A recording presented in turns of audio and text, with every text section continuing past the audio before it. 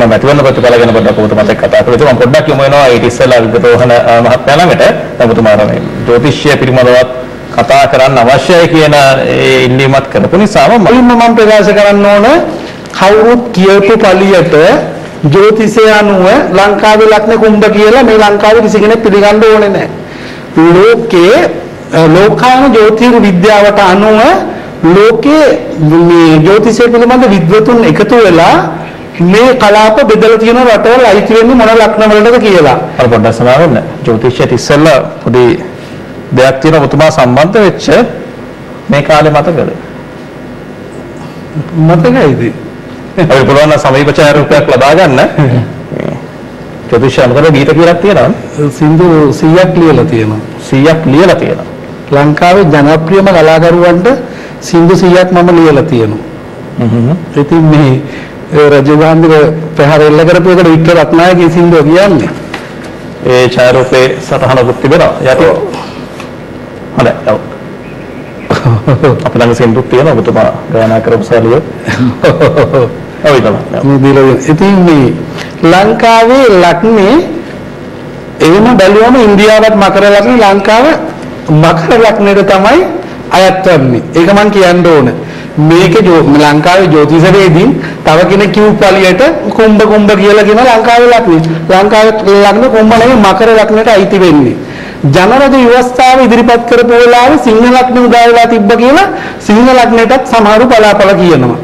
ඊළඟට ලංකාවේ ලග්නේ කුම්භ ලග්න කියලා කියන්නේ මොකද දන්නවද? මම මේ පැහැදිලි කිව්ව මුළු රටටම කරන්න ඕන. මම TNL එකේ මේ අවස්ථාව ලබා දීම ගැන මම සතුටු වෙනවා. විශේෂයෙන් 1948 පෙබරවාරි 4 වෙනිදා නිදහස ලැබෙනකොට ලංකාවට කුම්භ ලග්නේ තමයි උදා වෙලා තිබ්බේ.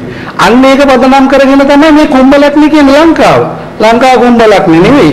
ලංකාවේ පෙරලිය සිද්ධ වෙනවා ලබන අවුරුදු 2014 ජූලි 19 වෙනිදා. ඒ කොහොමද වෙන්නේ? ගුරු කියන ග්‍රහය අවුරුදු 12කට පස්සේ කටක රාශියට සම්ප්‍රාප්ත වෙනවා.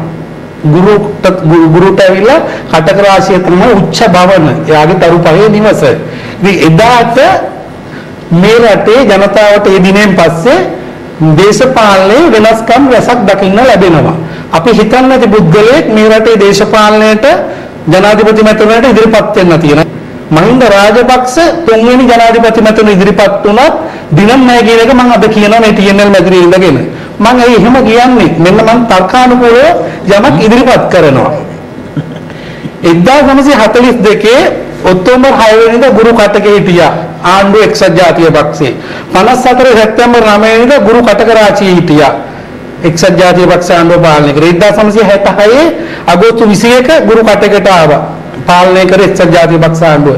ජයවර්ධන මැතිතුමා 1977 ජූලි මාසේ මැතිවරණයෙන් බලය ගත්ත. 78 8 වෙනි මාසේ 5 වෙනිදා ගුරු කටකට ආවා. UMP එක 17ක් පාලනය කරා.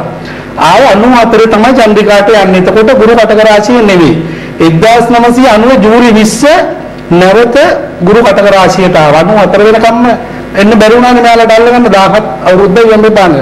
මෙන්න මෙතන මම මේක අනාවේකී කියන්නේ මෙන්න මේ හේතුව නිසා. චන්ද්‍රිකාගේ 2000 පාර්ලිමේන්තු මැතිවරණ ගත්ත ආණ්ඩුව අවුරුදු දෙකකින් රනිල් වික්‍රමසිංහ මැතිතුමා වෙනස් කරා. ඒ කොහොමද සිද්ධ වුනේ? 2002 ජූලි 7 වෙනිදා ගුරු කටක රාශියට ආවා. මෙන්න මේ ගුරු කටක රාශියට ආවම එක්සත් ජාතික පක්ෂයට මම බැලුවා 47 මැතිවරණේ ඉඳලා බොහොම වාසිදායක තත්ත්වයක් නැතිලා තියෙනවා. මම ස්වාමීන් පුද්ගලෙක් හැටියට මම කතා කරන්නේ නමුත් මම දේශපාලන ජ්‍යොතිෂයේදී හැටියට මගේ විග්‍රහය කරන්නේ. ඉතින් 2014 ජූලි 20 වෙනිදා ගුරු කටක රාශියට එනවා. මෙන්න මෙතනින් පස්සේ මම කියන 2014 ජූලි 19 ඉඳලා 2015 ජූලි 19ත් අතර තියෙන මැතිවරණ අනිවාර්යයෙන්ම මොන විදිහෙන් හෝ මේ ආණ්ඩුව පරාජයටපත් වෙනවා. නිකන් නෙවෙයි වෙන්නේ. මේ රටේ වෙනත් පසුබිම් ඇති වෙන්න පුළුවන්. මම කතා කරන්න ඕනේ මේ රටේ හැමෝම කතා කරනවා මේ ජනාධිපතිතුමාගේ කේන්දරය ගැන. ජනාධිපතිතුමා අපි දන්නවා කන්‍යා ලග්නෙන් උපන් කෙනෙක්. ඡන්දාදියෝග කියලා යෝගයක් තියෙනවා. ඔබ නිශ්චිත දවසක් කියනවා එතෙන් පස්සේ වෙනසක් සිද්ධ වෙනවා කියලා සිද්ධ වෙන්නේ 2014 ජූනි 19න් පස්සේ. මම 2014 ජූනි කියන නිශ්චිත දවසක් ඒ මාසයක් කියපු හින්දා ඒ මාසෙ නැත්තම් ඊට පස්සේද මොන කාල වකවානුවේද හරියටම ඔබතුමා කියන වෙනස සිද්ධ වෙන්නේ? දැන් මෙහෙමයි ගුරු කටක රාශියට එන ජූනි 19 නේ. දැන් ඊට කලින් මේ පළාත් සභාව නැති වෙන්න තියෙනවා. ආණ්ඩුවේ මේ පළාත් සභාව නැති වෙන්නේ සමහරවිට කල් පිරෙන්නත් කලින් තියන්න පුළුවන් සමහර පළාත් සභාවල එකට මේ අවාසිදායක තත්ත්වය ගන්න. මොකද ජනාධිපතිතුමාගේ කේන්දරය අනුව එතුමා කන්නේ ලක්නේ ඒ රාෂ්ට්‍රය යනවා. අවුරුදු 7ම ආරේ ඒ රාෂ්ට්‍රය එතුමා ගත කරන එක ජාත්‍යන්තරයෙන් කැමරන් ඩේවිඩ් කැමරන් නැවිලා හරි මේ ප්‍රකාශය ගහන්නේ මෙතුමාගේ කේන්දරෙන් තියෙන පොඩි අවාසිදායක තත්ත්වය මේ වෙලාවේ.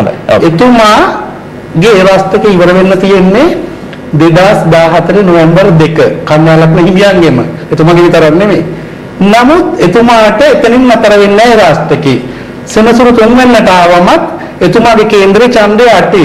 ඡන්දයෙන් 8 වෙන්නේ සෙනසුරු ගමන් කරනකොට අපි කියනවා ඡන්ද අෂ්ටමේ රාෂ්ට්‍රකේ කියලා.